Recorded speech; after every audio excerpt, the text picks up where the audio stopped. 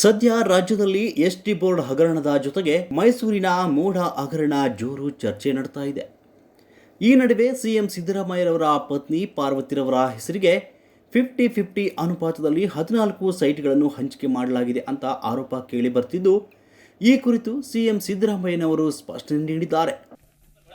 ಕೇಳಪ್ಪ, ಇಲ್ಲಿ ಇದು ಬಿಜೆಪಿಯವರ ಕಾಲದಲ್ಲಿ ಕೊಟ್ಟಿರ್ತಕ್ಕಂಥ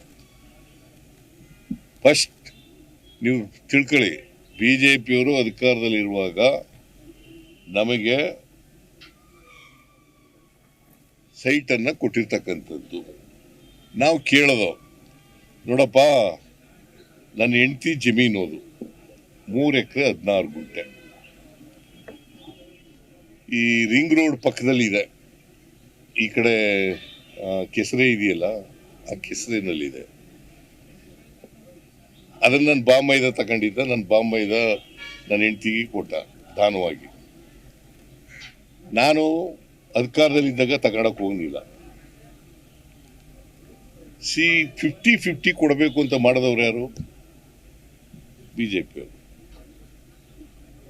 ನಮ್ಮ ಜಮೀನನ್ನ 3 ಎಕರೆ 16 ಗುಂಟೆ ಜಮೀನನ್ನ ಅಕ್ವೈರ್ ಮಾಡ್ಕೊಂಡಿರ್ಲಿಲ್ಲ. ಮೂಡಾದವರು ಸೈಟ್ ಮಾಡಿ ಹಂಚ್ಬಿಟ್ರು. Did you follow? It is not that our land has been acquired. My wife's property has been acquired. ಹಂಚ್ಬಿಟ್ರು.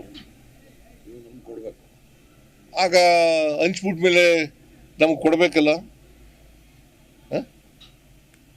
Legal ಆಗಿ ಕೊಡ್ಬೇಕಾ ಬೇಡ? ಕಾನೂನು ಪ್ರಕಾರ ಮೂಡದಲ್ಲಿ ನಮಗೆ 50-50 ಕೊಡೋಕ್ಕೆ ಅಂತ ಅವ್ರು ಒಪ್ಕೊಂಡ್ರು. ಆಯ್ತು, ಕೊಡಿಯಪ್ಪ, ಅಷ್ಟೇ ಕೊಡಿ ಅಂತ ಅಂದ್ರು. ನಿಮ್ಗೇನು ನಿಯಮಾವಳಿಗಳಿದಾವೆ, ಸರ್ಕಾರದ ಏನು ಆದೇಶ ಇದೆ, ಅದ್ರ ಪ್ರಕಾರ ಕೊಡಿ ಅಂತ ಬಿಜೆಪಿಯವರು ಅಧಿಕಾರದಲ್ಲಿರುವಾಗ ಕೇಳ್ಕೊಂಡಿದ್ದವು. ಆಗ ಅವರು ನಮಗೆ ಬೇರೆ ಬೇರೆ ಸೈಟ್ಗಳನ್ನು, ಬೇರೆ ಜಾಗದಲ್ಲಿ ಸಮಾನಾಂತರ ಸೈಟ್ಗಳನ್ನು ಕೊಟ್ಟಿದ್ದಾರೆ. What is wrong in that? ನಿಮ್ಗೆ ಸರಿಯಾಗಿ ಗೊತ್ತಾ? ಓಲಿ, ಯಾರು ಪ್ರಶ್ನೆ ಕೇಳಿದವ್ರು ಯಾರು?